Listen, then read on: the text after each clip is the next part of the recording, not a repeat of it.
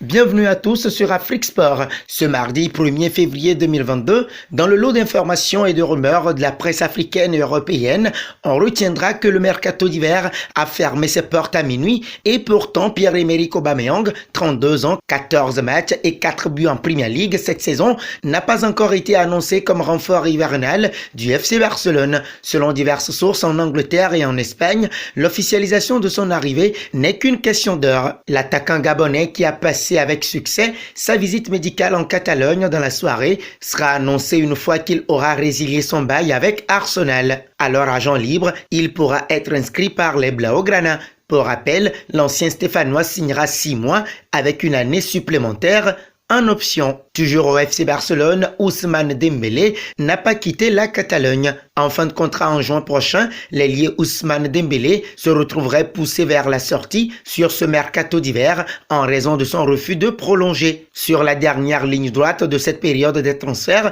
l'international français avait l'opportunité de rejoindre un club anglais, visiblement Tottenham. Mais selon les informations de la radio RMC, l'ancien Rennais a pris la décision de rester. Et désormais, Dembélé se dirige vers un départ libre du Barça au terme de la saison avec plusieurs cadres européens dont le Paris Saint-Germain intéressé par ses services. Sur la seconde partie de cet exercice, le tricolore sera probablement mis au placard par le club espagnol. Un petit détour en France pour vous dire que c'est finalement une réalité. Youssef Belaïli signe en Europe.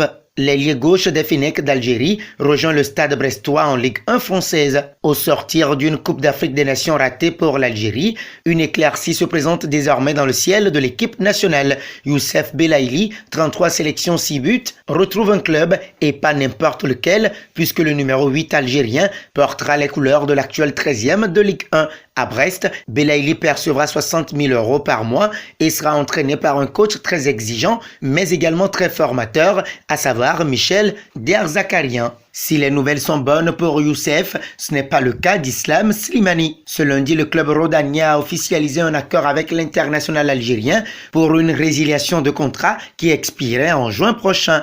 Comme prévu, l'ex-monégasque va en profiter pour retrouver l'une de ses anciennes équipes, le Sporting Portugal. Autre Africain qui débarque en Ligue 1 française, c'est Ibrahima Koné. Révélé au cours des derniers mois avec la sélection du Mali, 8 buts marqués sur ses 9 premières capes, Ibrahima Koné a été officialisé par Lorient. L'attaquant de 22 ans débarque en France en provenance de Sarpsborg, en Norvège, club avec lequel il avait inscrit 11 buts en 28 matchs la saison dernière en championnat. Surnommé le Lukaku malien en raison de son imposant physique qui rappelle celui du Belge, l'ailier a signé jusqu'en juin 2026 et la transaction est estimée à 2,5 millions d'euros par l'équipe. Formé au CO Bamako au pays, puis parti jeune en Norvège, avec un détour par la Turquie, Koné a inscrit 3 buts, tous sur penalty, lors de la CAN 2021, conclue par une élimination en 8e de finale contre la Guinée équatoriale 0-0, 5-6 TAB.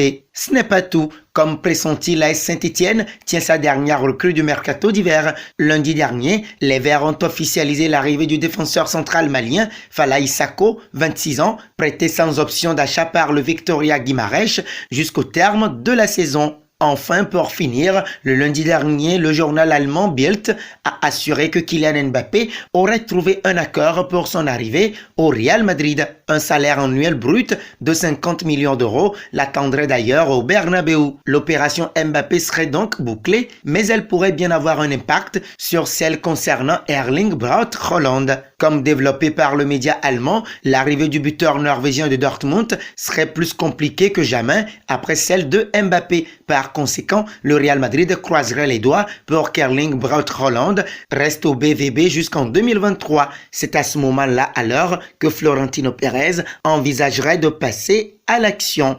Et nous arrivons au terme de cette matinale que nous bouclons avec la question du jour. Croyez-vous en l'opération Kylian Mbappé au Real Madrid? Vos réponses seront attendues en commentaire. En attendant, n'hésitez pas à vous abonner sur Afrique Sport pour ne rien manquer du football continental et international.